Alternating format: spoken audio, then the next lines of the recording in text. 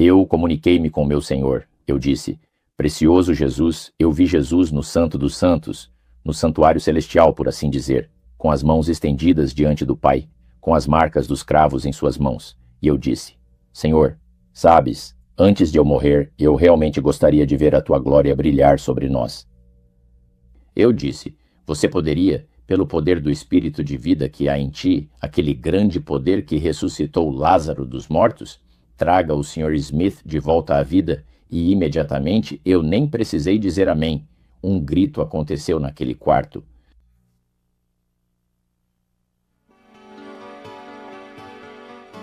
O Heart Research Center apresenta Respostas Incríveis à Oração com o autor best-seller Roger Morneau. Roger Morneau dedicou sua vida ao ministério da oração. Nesta primeira parte, Roger relata como Deus poupou sua vida para seu ministério e compartilha passos que aprendeu ao longo dos anos sobre oração intercessora guiada pelo Espírito. Sua esposa Hilda se junta a ele, tendo testemunhado milagres e vidas transformadas por orações respondidas. Conduzindo esta entrevista exclusiva estão Dan e Karen Houghton, do Heart Research Center. Vamos nos unir aos Houghton e Morneau na parte 1, Respostas Incríveis à Oração.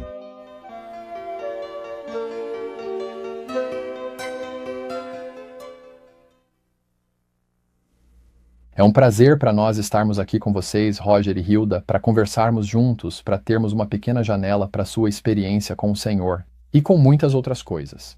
E para começarmos nossa visita aqui em sua casa esta noite, gostaria que você, Roger, nos desse um pouco do seu histórico. Conte-nos sobre quando você era criança. Acredito que você seja do Canadá. Conte-nos um pouco sobre sua infância e adolescência.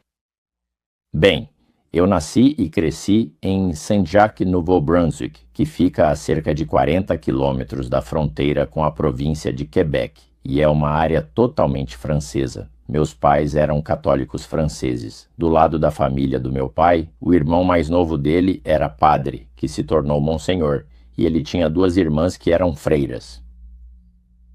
Então, em nossa casa, nós rezávamos muito e sempre invocávamos bastante a proteção dos santos. E a partir daí, justamente quando eu tinha apenas 12 anos de idade, infelizmente, minha querida mãe faleceu. Isso é algo difícil para qualquer pessoa passar, não é? Sim, realmente, e eu tive a forte impressão de que Deus não estava envolvido apenas com as pessoas. E foi aí que comecei a perder o interesse por assuntos espirituais.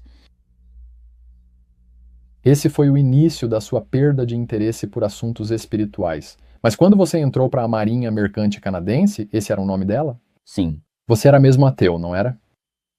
Bem, eu me tornei um naquela época. Eu estava a bordo de um navio e o engenheiro-chefe era uma pessoa muito culta e ele tinha uma estante de bom tamanho e nos disse que eu era um dos bombeiros. Então, qualquer um dos seus filhos, na metade de trás do time, ele disse: pode pegar qualquer um dos meus livros quando quiser para ler, sabe? Para minha grande surpresa, descobri que ele tinha livros de Darwin, de Thomas Huxley e de alguns evolucionistas, e comecei a estudar esse material e, não demorou muito, lendo as obras dos infiéis, decidi que Deus não era uma pessoa pessoal, um Deus pessoal. Ele era como uma espécie de força em movimento no universo que não tinha real interesse pela humanidade. E foi aí que decidi que, bem, é isso, não existe Deus, por assim dizer, como uma pessoa. E então, você tinha aproximadamente que idade nessa época, Roger? Aproximadamente 17 anos de idade. Certo, então, no fim da adolescência, você se afastou completamente de Deus. Agora, sua doce esposa está aqui. Quando vocês dois se conheceram? Nos conhecemos em Montreal em 1946. 1946. Sim, isso mesmo. Eu me tornei membro da Igreja Adventista do Sétimo Dia e nos casamos no outono de 1947. E você também é, Hilda, de origem católica francesa. Isso mesmo, é verdade, exceto que minhas avós eram ambas de origem inglesa. E elas criaram seus filhos falando inglês, então meu pai e minha mãe eram muito mais ingleses do que franceses, no que diz respeito ao idioma que falavam. Eles eram realmente de sangue francês, então eu também fui criada falando inglês. Agora, eu sei que há uma história muito interessante da qual já estou ciente. Talvez você queira compartilhar com nossos telespectadores como Roger te pediu em casamento.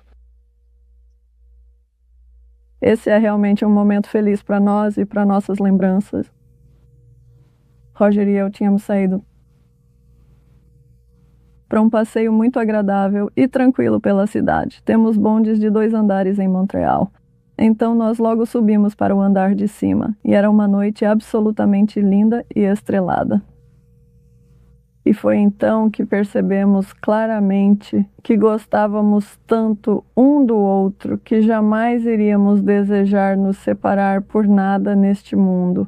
Mas não expressamos isso naquele momento, até finalmente chegarmos a uma casa de repouso onde eu trabalhava. E ele olhou para mim e me disse o seguinte: eu te amo tanto que quero que seja minha esposa. Você quer casar comigo? E eu disse: meu bem, eu caso com você. Eu te amo então, sim. E bem nesse momento, o que aconteceu? Naquele momento, eu tinha apertado a campainha para avisar ao vigia que eu precisava entrar, porque ele ficava lá dentro até às 11. E geralmente ele levava uma eternidade para vir atender se ele estivesse sozinho. Então eu esperei e estava frio, mas desta vez o vigia estava bem ali na porta e estava irritado. Ele disse isso porque eu beijei o Roger e o Roger me beijou e nós estávamos realmente gostando de estar juntos. Então eu disse: bem, você sabe, não é toda noite que uma garota é pedida em casamento. Depois ele se sentiu melhor com isso. Ele ficou feliz e seguiu seu caminho naquela noite. Mas eu imagino que naquele momento tivemos a certeza de que queríamos ficar juntos. Essa é uma história muito fascinante. Tenho certeza de que todos que se casaram se lembram de quando fizeram o pedido ou foram pedidos em casamento. Você sabe muito bem, Roger, que existem momentos verdadeiramente especiais na história em que vimos Deus remover completamente o véu e permitir que toda a família humana visse o que antes era invisível. Posso pensar em Daniel, você pode pensar em João, o revelador. Mesmo olhando para trás, para Enoque, vemos que ele andava com Deus. Eu me lembro do que o apóstolo Paulo disse em sua carta aos Coríntios, que está, acredito, em 2 Coríntios capítulo 4, versículo 18. Ele nos diz para não olharmos para as coisas que se veem, mas para as coisas que não se veem. E o que eu gostaria de fazer em nossa conversa hoje é poder puxar a cortina, o véu, para conseguir enxergar o que está acontecendo no mundo invisível através da sua experiência, para que muitas pessoas possam ser abençoadas ao perceberem que o que vemos nesta terra não é tudo o que existe. Agora, a pergunta que quero fazer a você e a Hilda primeiro. Daqui a pouco vamos falar com a Hilda. Você desenvolveu, Roger, uma grande reputação como um homem de oração. Suas obras, A Viagem ao Sobrenatural e Respostas Incríveis à Oração, têm leitores no mundo todo. Muitas pessoas foram abençoadas por esse testemunho. Gostaria de pedir que você nos conte primeiro um pouco sobre a experiência que você teve e a situação em que você e Hilda se encontraram, que aconteceu já faz alguns anos. Entendo que você estava na região das Cataratas do Niágara em férias. Estávamos visitando a mãe dela no fim de semana e nós chegávamos na sexta-feira à noite, por volta das 7 horas da noite, e eu não estava me sentindo muito bem, mas também não estava realmente doente e fui para a cama cedo. E durante a noite, acordei por volta das 3 horas da manhã e estava transpirando com intensidade. E eu disse: o que está acontecendo comigo? Então achei que o quarto estava simplesmente quente demais. A mãe deixou mesmo o aquecedor alto, em torno de 27 ou 32 graus. Naquele quarto estava muito quente. Então abri a janela cerca de 10 centímetros, mas estava muito frio lá fora. E isso me reanimou um pouco e parei de suar. Mas cerca de meia hora depois, tive o mesmo problema novamente. Então abri mais a janela. E às 6 horas da manhã, a janela estava escancarada. E eu não percebi que estava realmente doente. Mesmo assim, não achava que estava doente nem nada, mas também não me sentia bem. E depois do banho, percebi que não me restava mais energia. Você sabia que era sério? Sim. Falei para Hilda que ela devia me levar ao hospital o quanto antes. E então você acabou indo para o hospital. Hilda, o que aconteceu exatamente naquele momento? Bem, vou voltar um pouco porque eu tinha trabalhado a noite toda na noite anterior. Você é enfermeira. Certo, sou técnica de enfermagem e eu trabalhava em uma casa de repouso e fazia plantões noturnos. Então nós viajamos para a casa da mãe e quando chegamos lá eu estava muito cansada. Então eu apaguei e eu dormi. Enquanto isso, a mãe estava acordada ouvindo o Roger. Então de manhã, quando acordei, a mãe disse para mim: "Eu acho que o Roger não está muito bem." Ela disse: "Ele ficou levantando e deitando a noite toda." Não ouvi nada e me senti péssima, mas quando vi, ele estava com a cor bem acinzentada. E eu disse: "Bom, temos que levá-lo ao hospital." Sendo enfermeira, fiquei abalada. Eu deveria ter percebido. Eu devia ter medido a pressão ou o pulso dele ou algo assim, mas eu não fiz. Eu disse: "Bem, preciso levá-lo para a cidade de Nova York, sabe? Para o estado de Nova York, porque pensei que talvez nosso seguro não o cobrisse em Ontário. Então, coloquei tudo o que precisávamos no carro e o levei para fora. O tirei de lá no carro. Ele precisou de ajuda para entrar no carro, mesmo saindo do apartamento da mãe. Quando saí da garagem e percorri talvez umas 4 ou 5 casas, olhei para ele e ele estava realmente pálido, mas não só pálido, ele estava suando intensamente pelo corpo todo. Felizmente, havia uma farmácia por perto, então parei o carro, saí correndo e perguntei onde ficava o hospital. Eu nem sabia onde ficava o hospital em Niagara Falls.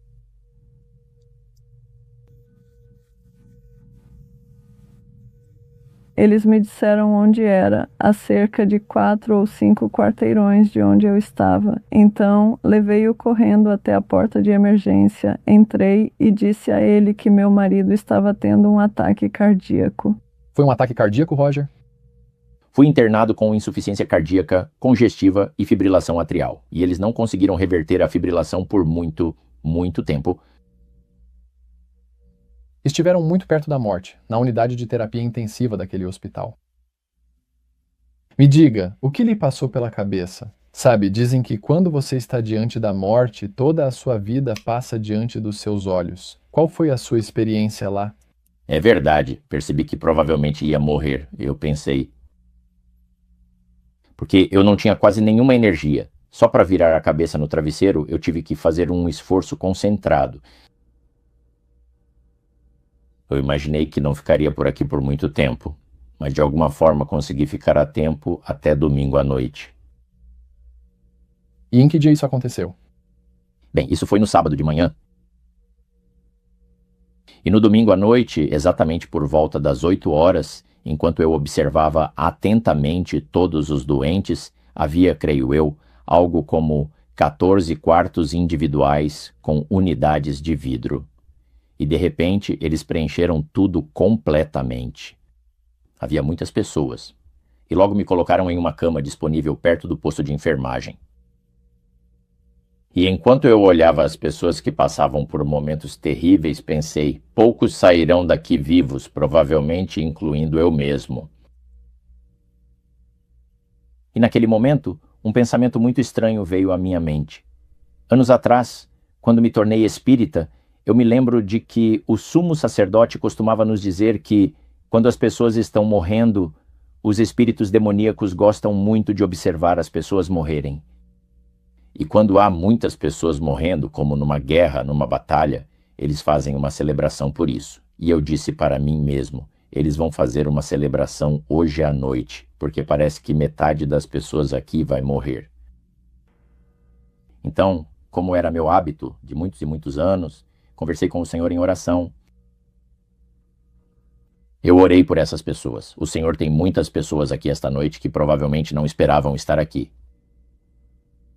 E afinal, o que o futuro reserva para eles? E eu senti que, você sabe, o Espírito de Deus era necessário para abençoar a vida das pessoas, para prepará-las, para tomar a decisão a decisão certa para dar eternidade caso elas não conseguissem sobreviver a isso. Mas ao mesmo tempo, pedi ao Senhor que abençoasse as pessoas, se fosse possível, em sua bondade e graça. Estamos vivendo na terra do inimigo, então estamos você sabe, em uma zona de guerra. Pedi ao Senhor que abençoasse essas pessoas e as ajudasse. E o que aconteceu? E o que aconteceu? As coisas pioraram. Você se arrependeu de ter orado assim por um tempo? Depois de alguns minutos eu disse, minha nossa, isso é terrível. Porque a enfermeira-chefe teve que chamar ajuda. Sabe, elas têm enfermeiras, precisam de mais 2 enfermeiras, seja lá o que for. Então, a situação estava ficando ruim porque as pessoas estavam realmente passando por uma crise muito, muito profunda. Foram para a minha direita, foram para a minha esquerda. Esse homem tinha 39 anos de idade e já tinha tido 3 ataques cardíacos. E ele me disse, você não está muito bem. Eu disse, não. Ele disse, já tive 3 ataques cardíacos. Provavelmente vou morrer dentro de alguns dias, porque o médico disse que meu coração está muito ruim. Provavelmente vou morrer.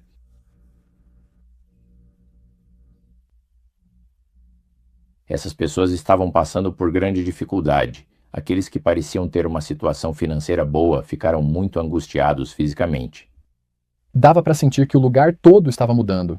Sim, a atmosfera do lugar mudou. Você consegue perceber nos rostos das enfermeiras o senso de urgência e elas ficam muito angustiadas.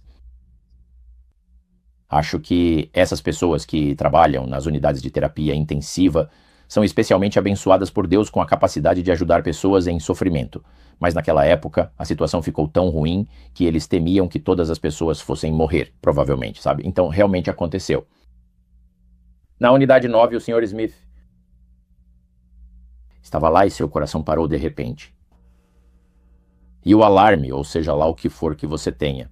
Na estação de enfermagem, a enfermeira-chefe deu um código e disse, todos os médicos, por favor, corram para a UTI, temos uma emergência. E os 3 médicos entraram correndo e o médico perguntou, onde está o ressuscitador? E eles tinham deixado ele na outra ponta da unidade. E ela teve que correr para buscar o ressuscitador e trazer de volta para o outro lado, onde o homem estava. Eles tentaram reanimar o rapaz por cerca de 10 minutos. Então, um dos médicos saiu e disse para a enfermeira na estação, não vamos reanimá-lo desta vez porque esse cara já se foi. Naquele exato momento, senti uma sensação muito profunda de urgência. E como era meu costume ao longo de todos esses anos de conversar com o Senhor, seja dirigindo na estrada ou fazendo algum trabalho manual, eu estava ali conversando com o meu Senhor.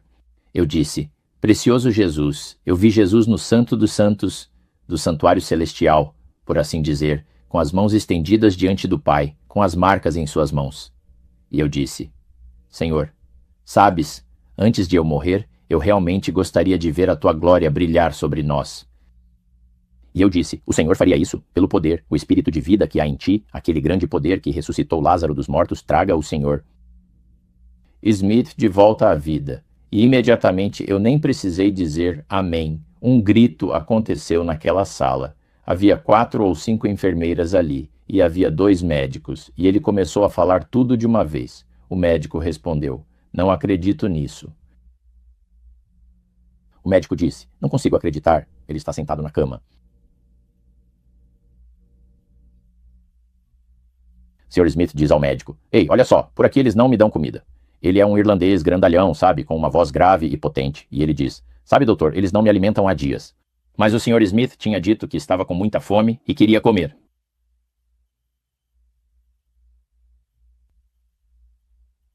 E ele disse ao médico, me arrume algo para comer. Então o médico foi até a enfermeira e perguntou, podemos conseguir alguma comida para esse homem, mesmo tão tarde da noite? E então, já eram, 9 horas, e ela disse, ok, vamos conseguir alguma comida. E no dia seguinte você o colocou na enfermaria da unidade cardíaca, certo? Ok, agora deixe-me ver se entendi direito. Você está na unidade de terapia intensiva. Você precisa de toda a sua energia só para mover a cabeça de um lado para o outro, e você sente que as forças demoníacas vão gostar de assistir. E naquele momento você passa a rezar sem mal poder se mexer. Minha cabeça estava bem clara e lúcida. Sua mente estava lúcida, mas seu corpo não. E você começou a orar e de repente as coisas mudaram? Esse homem foi o caso mais dramático, mas e as outras pessoas que estavam naquela unidade de terapia intensiva?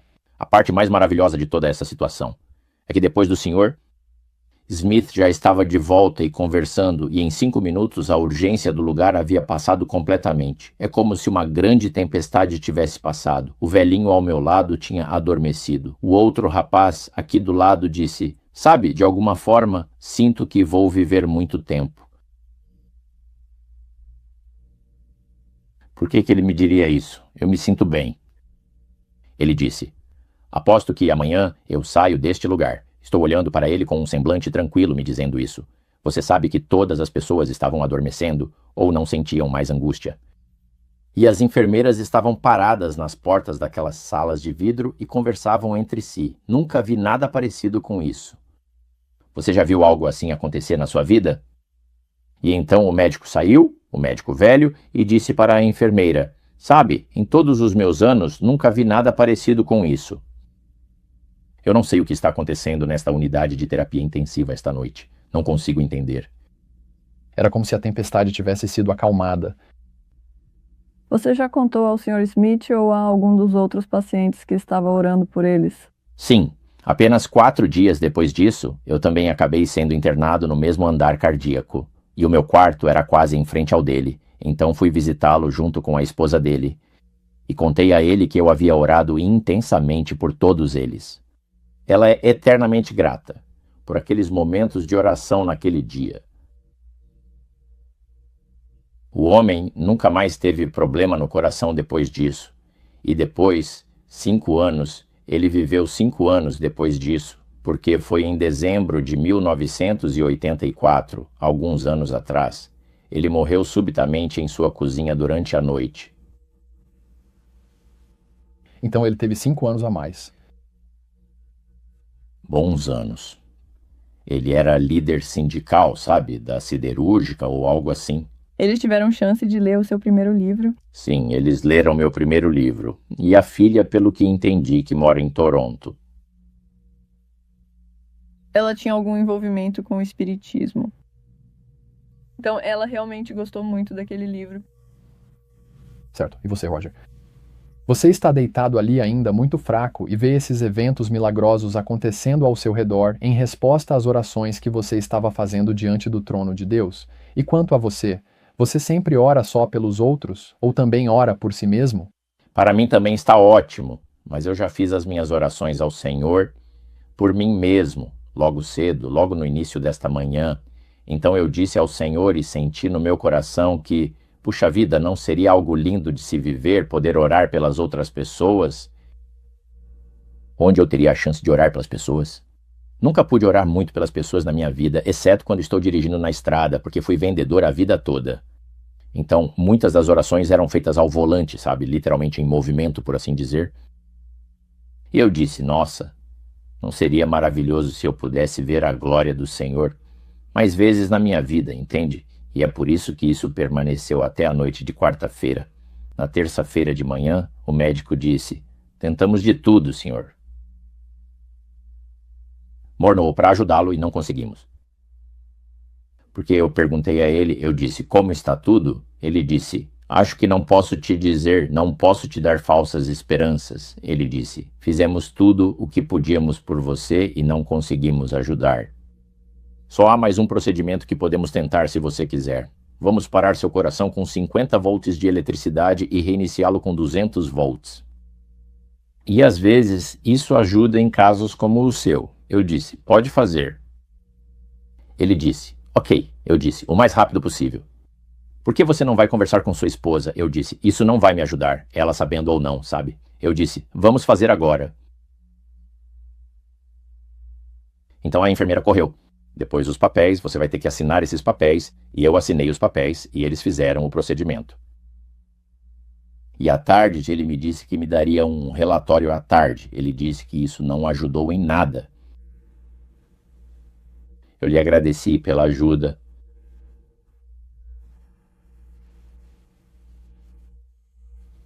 Às 3 horas daquela manhã, eu disse ao Senhor, há uma razão pela qual eu não estou morrendo. Eu disse, eu não queria morrer, é claro, porque tenho uma esposa adorável e filhos maravilhosos. E netos. Pois é, exatamente isso. E aí eu fiquei pensando comigo mesmo. É muito estranho que eu não esteja melhorando e nem mesmo piorando. Roger, o que havia de errado com seu coração, afinal? Você esteve no hospital, não melhorou, mas também não piorou. Qual era o problema? Pois bem, acontece que um vírus danificou gravemente meu coração, causando danos irreparáveis. Portanto, a ciência médica não pôde ajudar. E, na verdade, naquele exato momento, uma parte do meu coração realmente morreu. E ele ainda não se recuperou, mas o meu cardiologista me explicou que isso é uma espécie de milagre. Em vez de o coração simplesmente se desintegrar e se matar, me matando junto, ele se transformou em uma substância muito dura, quase como um couro bem resistente. Em um espaço bem pequeno. Bem, isso é só uma parte, a de baixo. Do meu coração, o ventrículo inferior, quer dizer, ventrículo esquerdo, com licença, perdão, é uma área de um tamanho muito bom. E depois que eu estava aqui no Hospital Geral da cidade, em Binghamton. Depois que viemos de Niagara Falls, o cardiologista realizou os procedimentos, caracterização cardíaca e outros exames, e foi aí que descobriram onde estava o dano. Ele disse à minha esposa que eu não viveria por muito tempo. Ok, então você orou e disse, Senhor, se puder, apenas me mantenha vivo para orar. Sim, na noite de terça-feira, eu disse para mim mesmo, por que estou vivo? Veja, o médico disse que estou tão mal. Então comecei a pensar. Eu disse, Senhor, o Senhor tem um motivo para eu continuar vivo? E eu disse, Senhor, se for para a honra e glória do teu santo nome, me dê a chance de poder orar pelas pessoas, para que eu possa sair deste lugar com vida. E poder orar pelas pessoas exatamente da mesma maneira que eu vi você abençoar a vida dessas pessoas aqui, esta noite. Eram 3 horas da manhã, em uma madrugada de quarta-feira. E às 6, eu finalmente consegui voltar a dormir, depois de tomar meus remédios, e acordei às 6:30. E uma moça entrou no quarto para coletar sangue. A moça do laboratório entrou com seu equipamento para coletar mais sangue e disse, você está com uma ótima aparência hoje. Eu disse, obrigado. Eu me sinto muito bem, eu me senti muito bem. E o médico achou tudo muito divertido. A propósito, essas outras pessoas, na manhã de segunda-feira, os médicos entraram e descobriram que metade dos pacientes já estava bem o suficiente para ir para outras partes do hospital, outros andares. E alguns deles foram direto para casa. O cara ao meu lado teve 3 ataques cardíacos. Depois disso, tudo ficou estável e bem. Ele se sentia muito bem. Então todo aquele grupo de pessoas estavam naquela UTI. Fomos abençoados. E todos eles saíram do hospital e foram para casa? Bem, não. Alguns deles foram mandados direto para casa, mas os outros foram colocados em outros andares do hospital. Eles foram para a área de cuidados menos críticos? Sim. Mas o homem à minha esquerda teve vários ataques cardíacos e achou que ia morrer. Ele saiu radiante. Hilden, agora Roger tem fama de ser uma pessoa que reza. Ele é a única pessoa nesta casa que reza? Desta vez, eu orei continuamente. Você não imagina o quanto eu rezei enquanto dirigia. Porque você sabe, você simplesmente não consegue pensar em outra coisa além de chegar ao destino sem um acidente. Porque é muito fácil acontecer. Você quer passar no sinal vermelho? Sabe, se tivéssemos em uma ambulância, talvez tivesse nos ajudado a chegar mais rápido. Então, o senhor estava comigo para conseguir levá-lo de carro até lá em 20 minutos. O médico disse que ele já teria partido, caso não tivéssemos chegado rápido ao hospital. O tempo todo em que ele esteve internado. Ficou com ele o tempo que pôde. Lá por horas, mesmo que eu só pudesse vê-lo por 10 minutos a cada 2 horas. Eu estava na sala de espera deles rezando com os outros membros da família. Eu sei que estávamos rezando. Todos estavam, e eu também rezava por ele. Meu marido estava muito doente. Minha mãe conseguiu ir vê-lo uma vez. E ela não quis voltar porque não conseguia. O coração dela doía demais ao vê-lo daquele jeito. Ela não conseguia acreditar porque ele sempre tinha sido tão saudável. Esse homem nunca tinha ficado doente, nunca. Mal pegava um resfriado. Isso foi devastador para ela. Você também falou com a senhora Smith, a pessoa responsável. E qual foi a reação imediata dela diante de absolutamente tudo isso? Ela ficou radiante porque o marido estava comendo. Ela era uma mulher completamente diferente. Ela é uma mulher linda e estava tão feliz, e ela conhecia o Roger. Ela estava muito doente e disse que também estava rezando por ele, mas ficou muito feliz pelo seu marido estar comendo, pois antes ele nem sequer bebia água.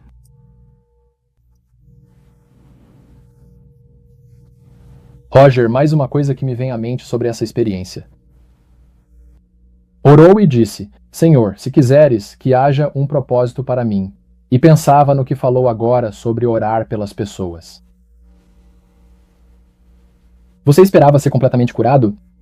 O que aconteceu? Quando você voltou e descobriu que parte do seu coração não estava funcionando, isso te desanimou de alguma forma? Não, eu não pedi ao Senhor para me curar. Pedi ao Senhor que tornasse possível eu sair desse lugar com vida. Assim eu poderia orar por essas pessoas, por outras pessoas, pelas necessidades de outras pessoas, porque eu me sentia tão sortudo por ainda estar vivo de certa forma, e eu disse: Senhor, há tantas pessoas orando por mim lá fora. E o Senhor ouve essas orações. E eu disse: estou vivo, provavelmente por causa disso. E eu disse: sabe, não faltaria muito para eu sair daqui, me sentindo muito bem. Sabe, talvez eu não seja curado do meu problema no coração, mas eu ficaria muito grato por estar vivo. E eu meio que disse ao Senhor que gostaria de ter um ministério de oração. Isso foi às 3 horas da manhã, 6 horas, 6h30, e eu acordei me sentindo bem. O médico entrou, ele não podia acreditar. Ele disse que o monitor estava marcando cerca de 180 a 200 batimentos por minuto, sabe, fibrilando, e ele não conseguia reverter isso.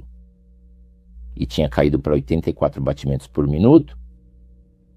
O cardiologista entrou, olhou para aquilo e disse: você está com uma aparência ótima. Ele disse: estamos vendo um pouco de cor. Então eu disse: eu também estou me sentindo bem. Ele disse: se você mantiver suas capacidades até às 3 da tarde, se continuar assim, vamos te transferir para o outro andar do hospital. Então eu fiz isso, e lá estava eu. E no sábado, eu tinha sido internado na manhã de sábado e já estava de volta ao hospital, caminhando até o carro. Ele era forte demais, mas estava andando, e ficamos muito contentes. Ficamos gratos porque ele estava bem. Disse ao Senhor: se eu puder sair daqui caminhando com meus próprios pés, é tudo o que peço. Entende o que eu quero dizer? E então você saiu daquele hospital com a ideia de que, Senhor, você salvou minha vida. Quero ter um ministério de oração. Sim, foi isso que eu decidi.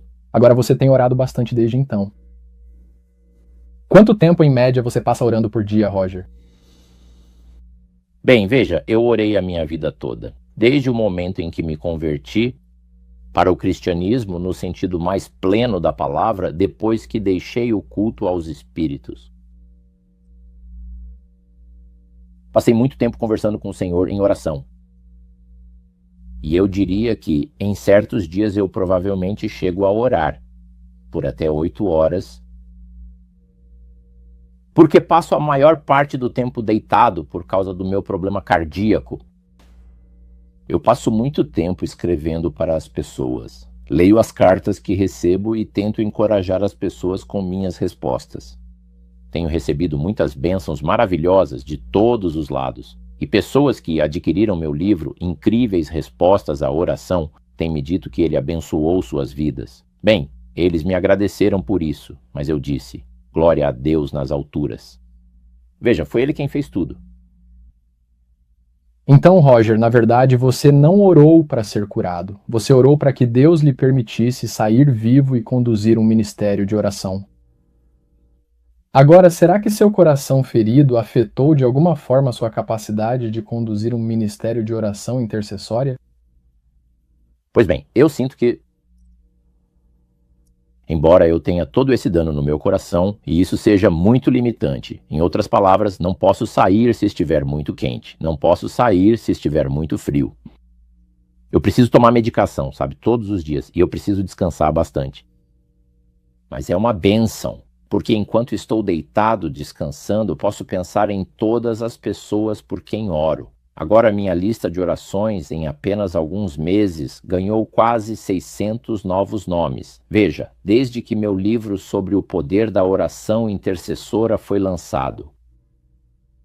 E eu a mantenho logo abaixo da minha Bíblia. A Hilda me comprou esse lindo livro de capa vermelha, com cerca de 25 centímetros de altura, 18 centímetros de largura, com 150 páginas, e está a ficar cada vez melhor lá dentro. E eu apresento essa lista de orações ao Senhor todos os dias e converso com Ele sobre certas pessoas. E eu tenho talvez umas 25 ou 30 pessoas sobre minha mente o tempo todo. E depois chegam outros, novos pedidos, pedidos de oração. E depois gosto de receber as cartas. As cartas são lindas. Recebo muitas que contam como o Senhor abençoa a vida de cada um. As pessoas me escrevem dizendo: seu ministério de oração tem sido uma bênção. Mudou minha visão cristã sobre como orar pelos outros e tudo mais. É uma experiência linda que enche a minha alma. Deve haver algum momento, Roger, em que você deseja que seu coração estivesse inteiro e que pudesse sair para cumprir todos esses compromissos. As pessoas ligaram e pediram para você ir falar em acampamentos ou em diferentes eventos. Como você se sente em relação a isso? Eu não me sinto mal por isso, por este motivo. Deixe-me contar uma pequena história. Essa senhora me escreveu uma carta e disse: Senhor Morneau, ainda acredito que o Senhor vai restaurar seu coração à perfeição, para que você possa fazer todas as coisas que deseja na vida.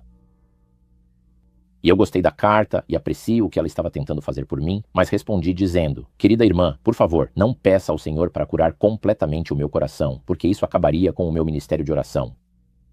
E expliquei para ela que tenho tantas pessoas me pedindo para, você sabe, para ir falar em diferentes eventos e coisas assim. E isso tomaria todo o meu tempo, e eu não teria a chance de orar pelas pessoas. E eu acredito que é isso que o Senhor quer que eu faça, orar pelas pessoas. E estamos vendo muitas coisas lindas e maravilhosas. Estou ajudando outras pessoas a orar do jeito que eu oro. E elas estão tendo resultados fantásticos. Isso abençoa a minha vida. Quando comecei a estudar a palavra de Deus, eu era uma pessoa muito sedenta. Eu simplesmente amava ler a palavra de Deus. E li a Bíblia inteira em um período de tempo não muito longo. E eu estudei e me envolvi lendo os livros do Espírito de Profecia, que são simplesmente fantásticos, maravilhosos, e ali eu vi e entendi o ministério do Espírito Santo, que precisamos que esteja atuando em nossas vidas diariamente. Veja, a maioria dos cristãos hoje, e é uma boa maneira de pensar, gosta de pensar sobre o Espírito Santo abençoando a vida do primo ou do tio. Todas essas pessoas por quem você ora, entende? É o que se deve fazer. Mas isso, eles não sentem que o Espírito Santo pode fazer muito por eles. Exatamente por esse motivo, eles não clamam por ele. Li uma passagem muito interessante em um dos livros de volumes dos testemunhos para a igreja que chamou muito a minha atenção. E naquela época, eu era apenas um jovem cristão. Cristo declarou abertamente que o poder do Consolador, o Espírito Santo, estaria com seus seguidores até a consumação dos séculos. Mas a promessa não é valorizada como deveria, e por isso seu cumprimento não é visto como poderia ser. A promessa do Espírito é um assunto pouco considerado. E a serva do Senhor continua escrevendo em seus textos, e ela diz ali que como resultado direto de tudo isso, nós acabamos adquirindo aquela cegueira espiritual que se instala, e deterioração e morte espiritual.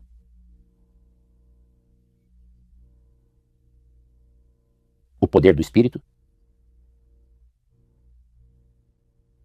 que é necessário para o sucesso e a prosperidade da igreja, do povo. Espiritualmente, ela diz, está faltando, embora seja oferecido em sua infinita plenitude. E a mente se ocupa com assuntos menores. Ela explicou a questão. Ela diz que isso é um desastre para o cristianismo. E eu comecei a analisar isso e disse, olha, vou investigar isso. Você vê como o Espírito Santo pode realizar uma obra muito especial. E no mesmo artigo, a serva do Senhor diz que existe um certo tipo de pessoas que, se buscarem a bênção do Espírito Santo em suas vidas, Deus os torna canais para o fluir da mais alta influência do universo, falando sobre o Espírito Santo. Então talvez isso seja algo bom para eu ter. Eu gostaria de ser um canal assim. Então comecei a ler e estudar a Bíblia e os escritos do Espírito de Profecia. Encontrei uma citação muito interessante. É um capítulo de umas 16 linhas que eu li. Lá, o servo do Senhor diz que Jesus estava se preparando para ir à cruz, mas ele queria de fato abençoar muito, sabe? Deixar uma bênção para seus discípulos, para todos os apóstolos. Ao descrever aos seus discípulos a obra do Espírito Santo, Jesus procurou inspirá-los com a alegria e esperança que inspiravam o seu próprio coração. Ele se alegrava por causa da ajuda abundante que havia providenciado para a igreja. O Espírito Santo era o mais elevado de todos os dons que ele poderia pedir ao seu Pai para a exaltação do seu povo. Então, o servo do Senhor diz que o Espírito deveria ser dado como um agente regenerador, e sem isso, o sacrifício de Cristo não teria nenhum valor. Bem, eu disse para mim mesmo, é disso que eu preciso, um agente regenerador. Regenerar minha bateria espiritual, por assim dizer, para que eu pudesse ter a mente limpa. Então eu comecei a estudar e a entender isso, e ela fala sobre a época em que Cristo veio a esta terra. Os habitantes do mundo não caído. Esta é outra parte, na página 37 do livro O Desejado de Todas as Nações. Ela diz como os habitantes das galáxias dos mundos não caídos olham para o planeta Terra. E eles pensaram que Deus iria se levantar e varrer os habitantes da Terra da face do planeta. Mas em vez disso, ele enviou seu único filho para morrer. Então, foi isso que aconteceu. Ela diz que, quando Cristo veio, agora vamos voltar para a página 671. Quando Cristo veio para realizar seu ministério na Terra, o poder do mal, ela diz, vinha se fortalecendo por séculos, e a submissão dos homens ao cativeiro satânico era impressionante. O pecado só poderia ser resistido e vencido por meio da poderosa atuação da terceira pessoa da divindade que viria. Não em energia modificada, mas na plenitude do poder divino. De qualquer forma, estou quase terminando as citações, ela diz. É o Espírito que torna eficaz o que foi realizado pelo Redentor do mundo. É pelo Espírito que o coração é purificado. Temos dificuldade com pessoas tornando seus corações puros? Se for como o Espírito Santo, não há problema algum. E em terceiro lugar, ela diz, Cristo deu o seu Espírito como um poder divino para vencer todas as tendências hereditárias e cultivadas para o mal e para imprimir o seu próprio caráter em sua igreja. Eu disse, obrigado, Senhor. Vou seguir o plano original. Então, eu memorizei isso. E agora, todas as pessoas que vêm até mim dizendo que a experiência cristã está vacilando, que a fé delas não é como deveria ser, que estão passando por dificuldades, eu escrevo para elas e digo, vá ao Calvário todos os dias. Leva 4 minutos para ler desde a residência de Pilatos até o Calvário e ali até o Gólgota. E então faça isso por 1 ano. Eu sugeri, se você seguir meu conselho, vai encontrar grandes evidências. Não conhece o segundo parágrafo da página 671 de O Desejado de Todas as Nações? Sugiro que você o leia 365 vezes, ou seja, uma vez por dia durante 1 ano, e até lá você já terá memorizado, e isso estará com você dia e noite. E como o Senhor disse a Josué, este livro da lei não se apartará jamais da tua boca, mas meditarás nele dia e noite, para que tenhas sucesso e prosperes por onde quer que andares. Porque então farás prosperar o teu caminho e terei bom êxito. E a verdade é que eu não apenas baseei minha vida espiritual nesse conselho, como também fiz questão de basear firmemente toda a minha vida material nele. Ou seja vendendo publicidade por telefone ou em outras atividades que realizei. O Senhor me abençoou em ambos os aspectos porque segui esse modelo. Esse é um testemunho extraordinário, Roger. Agora, lá em 1945, você recebeu a oferta de toda a riqueza e honra que este mundo poderia lhe dar. Desde então, você tem trabalhado em várias funções como vendedor. Sua vida tem sido fácil?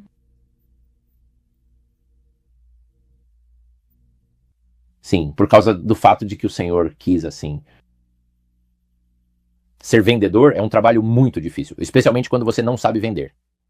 E eu já tinha tentado vender antes de ser cristão e disse não, porque meu pai era vendedor, sabe? E ele lidava com muitas coisas diferentes. E ele sempre se saía bem, mas tentando vender sorvete foi um desastre para mim. Então eu pensei, esse não é o caminho para mim. Mas depois que me tornei cristão, eu quis guardar o sábado bíblico da criação. E o fato é que o comércio e os sindicatos estavam entrando em cena e estavam tendo problemas. E o que quero dizer, ter que trabalhar no sábado e tudo mais. Eu disse, vou sair dessa coisa. E eu entrei para a área de vendas e o Senhor me abençoou maravilhosamente. Então eu tive recordes. Eu bati recordes em tudo o que me interessou. O Senhor foi grandioso. Ele é bom para você. Sim, ainda não recebeu a riqueza e as posses prometidas, mas sabe que estão por vir. Está chegando. Você vê este lugar aqui? Há muitas coisas que deveriam ser melhoradas para torná-lo mais confortável, provavelmente, mas nós aqui nos sentimos bastante confortáveis. E eu disse para minha esposa, não vai demorar logo, estaremos em uma mansão, querida. Já calculei todas as medidas. E aqui é muito agradável, Roger, mas eu sei que você está esperando o verdadeiro cumprimento da sua vida quando o Senhor vier. Quando você descobriu pela primeira vez o poder da oração? Eu tenho uma experiência. O poder da oração veio para mim aos poucos, por assim dizer. Quando me tornei cristão, ao aplicar minha pequena fé ao sangue meditativo de Cristo, percebi que estava tendo sucesso em várias fases da minha vida cristã, vivendo bem. E isso foi crescendo em mim, mas só em 1972 que fiz uma descoberta fantástica, algo que simplesmente mudou completamente a minha maneira de orar pelas pessoas. E aconteceu por acidente. Bem, não é exatamente um acidente. Não foi um acidente. Foi obra do Senhor, mas parecia que sim. Primeiramente, devo dizer que tenho lido ao longo dos séculos que a ciência da salvação não pode ser explicada. Mas isso pode ser aprendido pela experiência. Isso me intrigou. Isso ficou na minha cabeça por pelo menos uma semana, talvez 10 dias. Tentei descobrir. Então eu disse ao Senhor, Senhor, eu sei que o Senhor não vai me revelar os mistérios de Deus e do céu. Eu não preciso disso. Mas e quanto à experiência? Veja, eu gosto da experiência que isso pode trazer. A ciência da salvação pode ser conhecida pela experiência. Eu disse, você poderia me dar alguma experiência que me ajudasse a conseguir, sabe, moldar minha vida cristã de uma forma que o Senhor queira que ela seja bem-sucedida e vitoriosa? Foi só isso que eu disse. Acho que nunca mais repeti essa oração. E alguns meses depois eu estava em Watertown, Nova York. Agora, Watertown fica a cerca de 160 quilômetros ao norte daqui. Eu estava trabalhando em uma lista telefônica, não naquela área, mas eu estava passando por Watertown, indo para casa na sexta-feira. Era abril e era um lindo dia de abril. E a temperatura chegou a 25 graus. Acho que foi isso. E eu decidi que iria fazer minha papelada e colocar o relatório no correio para que chegasse ao escritório, porque eu ia estar bastante ocupado no fim de semana. E eu disse, é melhor eu fazer minha papelada agora. Então entrei no estacionamento do FW Woolworths. Estava até agradável. Estacionei o carro e comecei a fazer minha papelada. E alguns minutos depois, um Mercury verde chegou e parou 2 vagas distante de mim. Ao volante estava uma senhora dirigindo o carro e seu marido. E de repente ela acabou desligando a ignição. Ei, Mary, por favor, liga o motor de novo imediatamente. Preciso subir este vidro elétrico. O carro devia ter uns 10 anos de uso. E parecia que os vidros elétricos não funcionavam quando o motor não estava girando o gerador, o alternador. Ela disse, como era o nome dele mesmo? Acho que era Henry. Vamos dizer que era Henry. Henry, você é tão burro. Já te falei 100 vezes. Para subir os vidros elétricos, antes de eu desligar a ignição. Quantas vezes eu tive que te dizer? Ela disse, seu filho da... Quer dizer, você sabe, filho da... E começou. Nossa, que tipo de pessoa seria capaz de rebaixar um ser humano ao nível de uma criatura desprezível? E o rosto dele ficou de uma forma diferente. E quero dizer que ficou de um jeito que eu conseguia ver pelo canto do olho, sem precisar virar tanto a cabeça. Eu olho para ele e o nervo do pescoço dele estava saltando. Nesse momento, voltei minha mente para o Santo dos Santos do Santuário Celestial. E vejo Jesus ali, em pé diante do Altíssimo, como o grande sumo sacerdote entre os querubins, com as mãos voltadas para Deus, o Pai, com a marca do prego em sua mão. E ele está esperando por nossas orações para oferecê-las ao seu Pai. E eu disse, precioso Jesus, por favor, perdoe os pecados destas pessoas, porque não sabem o que fazem. E espíritos demoníacos estão deixando ela louca, e ela precisa de uma verdadeira bênção. Ambos precisavam, naquele momento. Eu disse apropriado a eles, Senhor, o mérito do teu precioso sangue. O custo foi pago. Dê a eles a libertação dos espíritos malignos de que precisam agora, e eu agradeço por isso. Eles estavam gritando um com o outro, e depois de um tempo aconteceu algo exatamente como se alguém tivesse selado a boca deles. Nenhuma palavra foi dita. Eles pararam de falar. Talvez pelo menos 20 segundos ficaram quietos. É muito tempo, 20 ou 30 segundos, porque quando você está bravo dando uma bronca em alguém e de repente você para de falar. Ficou em silêncio por uns 30 segundos e então ela se virou para ele e disse: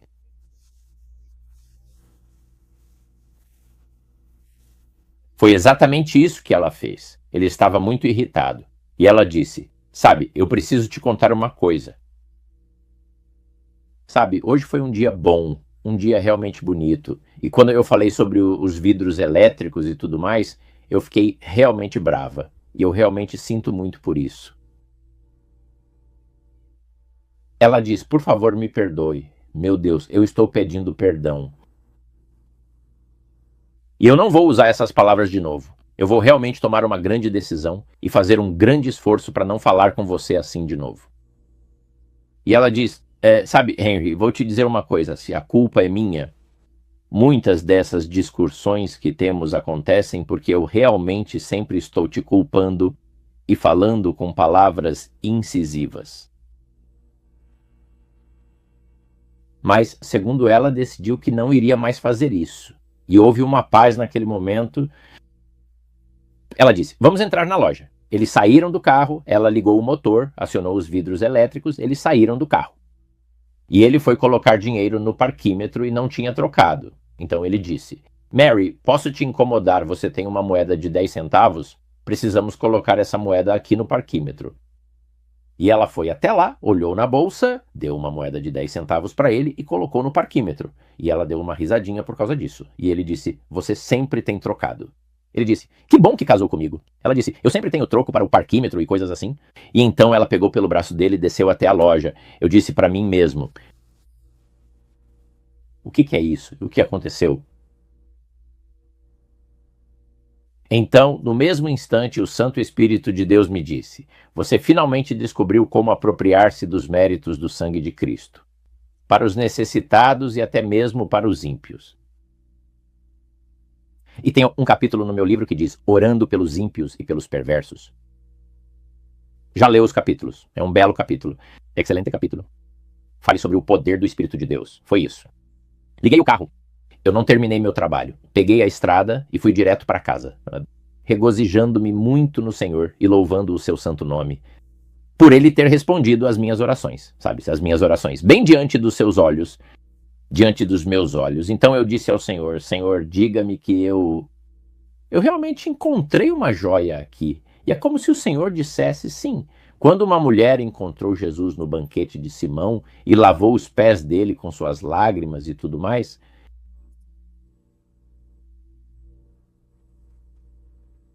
ele disse a ela, teus pecados estão perdoados. Ninguém tinha mencionado nada sobre pecados, entende? Ele disse, teus pecados estão perdoados. E Jesus sempre perdoa os pecados das pessoas. E eu disse, sabe de uma coisa? Por que nós, como cristãos, não fazemos um pouco desse trabalho pelos ímpios e pelos perversos? E eu disse, Senhor, esta foi uma descoberta tão maravilhosa que estou emocionado demais com ela. Eu gostaria que o Senhor fosse tão bondoso a ponto de me honrar concedendo-me mais apenas uma experiência real. Isso vai me mostrar, Senhor, que tenho um trabalho especial a fazer por essas pessoas. Pedir o perdão dos pecados delas e apropriar a tua misericórdia, o teu precioso sangue, a elas. E eu disse, devem haver outras experiências na Bíblia semelhantes a esta, e então algumas delas passaram pela minha mente, mas não vou entrar nisso porque levaria muito tempo. Então eu disse, Senhor, tu és tão maravilhoso. Você poderia me surpreender? Veja, muitas vezes eu fiz isso ao longo dos anos. Senhor, você poderia me surpreender e me dar mais uma daquelas experiências marcantes que vão me mostrar, com certeza, que esse é o caminho para ajudar os ímpios e os perversos. Para receber graça do alto, porque eles não vão pedir por si mesmos, eles não conseguiriam. Existem pessoas que não dão a mínima para ti e que te odeia, assim como eu te odiava anos atrás. Senhor, você poderia me dar outra experiência impressionante como aquela? E eu esqueci completamente daquela oração. Um mês depois, estamos no telefone da Canvas, trabalhando na lista telefônica, o supervisor diz, Roger, venha até o meu escritório. Quero conversar com você. Eu disse, qual é o problema? Ele disse, não é problema. Ele disse, bem, eu tenho um problema sim, não é um problema para você. Eu tenho uma conta aqui, ele disse que é muito difícil de lidar. Todo ano, né, os veteranos, né, sabe, aqueles que trabalham no livro ano após ano, não querem lidar com esse cara. Ele é proprietário de 5 madeireiras em municípios distintos e é um homem realmente muito difícil de encontrar para começar. E quando você finalmente o encontra, você tem que ter a paciência de Jó para aguentar, porque ele fica enrolando os caras. Volte amanhã, volte na próxima semana, me ligue de novo, até que o Canvas já está quase todo pronto. E os caras ficam com essa conta, essa grande conta, conta de publicidade, nas mãos. E eles ficam preocupados, achando que vão simplesmente perder a receita. É muito dinheiro, $300 por mês que esse cara gasta nas páginas amarelas. Nós não podemos nos dar ao luxo de perder esse cliente. São $300 por mês, isso dá $3.600 por ano. Tem dinheiro de verdade envolvido aqui. Então, o que você quer que eu faça? Olha só, você já conseguiu construir uma sólida reputação, como um grande especialista, em salvar contas problemáticas. Você salvaria essa para mim? Eu disse, tudo bem, pode me passar. Agora tento descobrir com os outros caras que já cuidaram da conta que tipo de pessoa ele é, e ele me contou uma história sobre isso. Certo, então eu passava em frente ao local pelo menos 3 ou 4 vezes por dia, indo para lugares diferentes, empresas em outras cidades próximas. Então eu ligaria, daria uma passada lá, falaria com o gerente e nós o chamaríamos de Sr. Brown. Quando o Sr. Brown vai participar, posso analisar o programa de publicidade dele com ele? Não sei. Talvez tente na quinta-feira. Isso era um tesouro enorme. E então você volta na quinta-feira e ele diz, bem, você veio em um dia ruim. Olha, ele está de péssimo humor hoje, né? É melhor você não falar, não conversar com ele agora. E volte na segunda-feira. Então, depois de 3 ou 4 semanas disso, ou melhor, umas 2 semanas dessa situação, eu disse, Senhor, preciso de ajuda.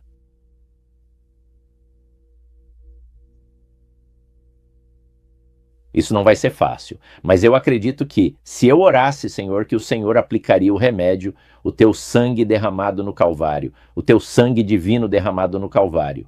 Para este homem, o preço já foi pago pela salvação dele.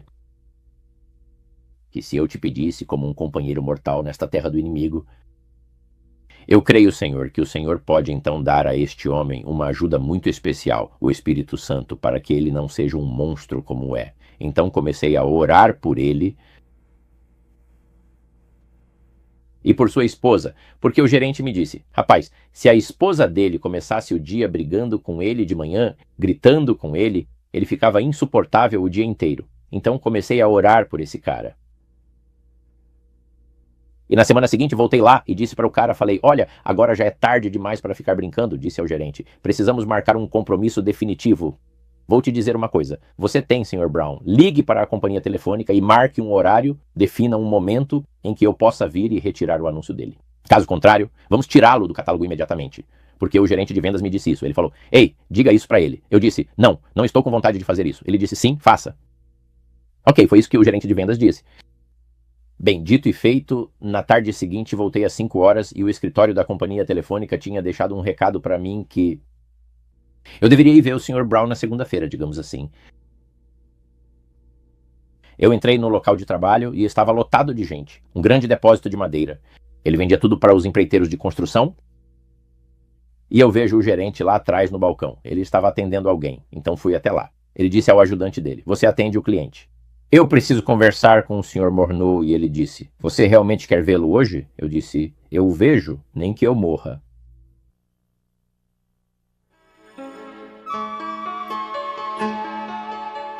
Esta foi a parte 1 de Respostas Incríveis à Oração, uma entrevista com o autor best-seller Roger Morneau, conduzida por Dan e Karen Houghton, do Heart Research Center. A conclusão desta entrevista exclusiva está contida na parte 2.